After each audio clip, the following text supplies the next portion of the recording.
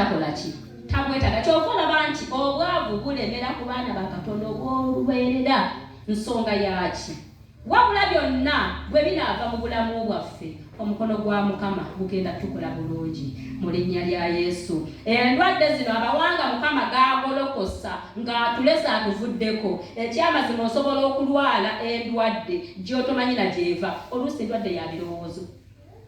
N'obeeraawo onoonya Mukama ogamaze Mukama akunoonya naye buno obwavu n'obeeraawo nga weemulugunya n'obwavu weemulugunyaga naye Mukama nze kiki nze nkuweereza okumala ebbanga Mukama ng'ankunoonyeza Mukama ng'ankusabye Mukama n'eŋŋenda ekindi naye nga mu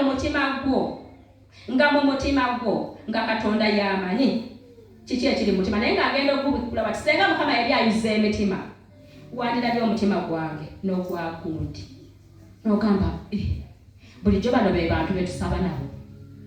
N'ensonga ey'okubiri munda mu ggwe mulokozi wasembeza Katonda n'oyatula erinnya lye naye waliwo ensonga y'obutasonyiwa. Obutasonyiwa obwo busibye abaana ba Katonda.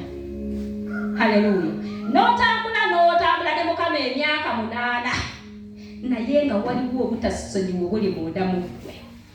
N'obeeraawo bayibegamba nti olina okubuulira ekintu ekyo ky'okola naye nze sijja kubuulira kyakusonyiwa nsonyiwa naye ng'ate nina besisonyiwa nsuubira n'enjiri gye nkubuulira nga nze nkubuulidde enjiri y'okutasonyiwa ng'ate nze sisonyiye nti kanisa egenda gikwata.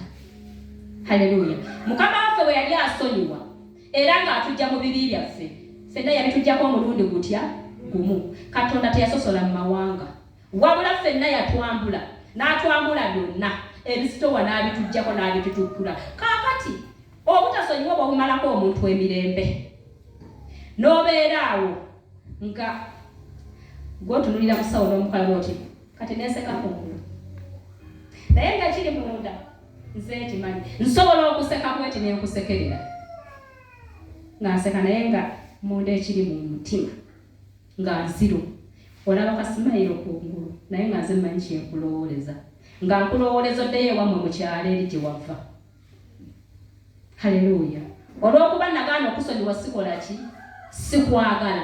Abooluganda bwe oba osonyiwa sonyiira ddala ne bw'obadde toyagala wulira emirembe ogenda omusonyiwa mu linnya lya Yesu.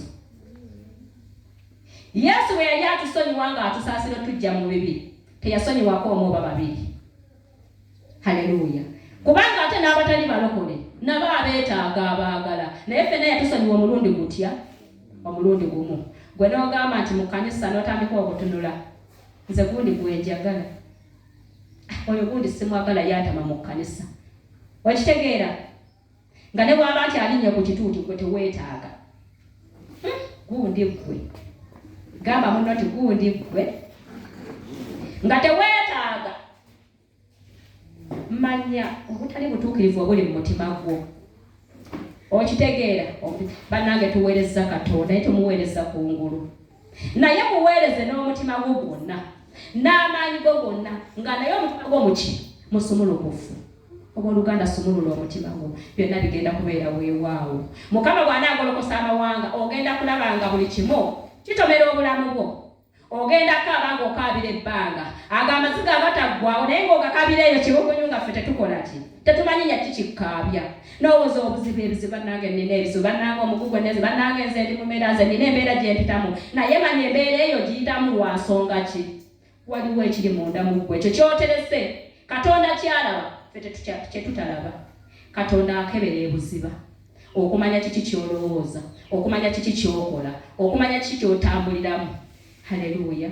Naye tweyambule ebizitowa Mukama abitutukkule Mukama ke omukono gwe gutukole bulungi mu linnya lya Yesu.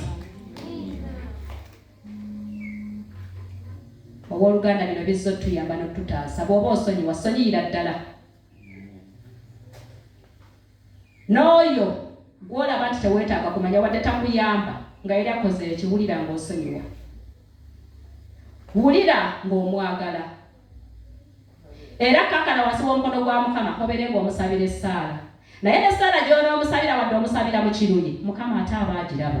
Manya bw'onoosaba ate ekyo Mukama tagenda kukikola kubanga yakulabye nti bw'onoomusabira mu kiruyi okitegeera era omusabira kwejjako. Naye baana ba Katonda tetwejjaako mu nnyumba ya Katonda tubeere baddembe bwe tunaabeera ab'eddembe Mukama byonna agenda bitukolera mu linnya lya Yesu. Mukama abawe omukisa n'ebigambo ebyo.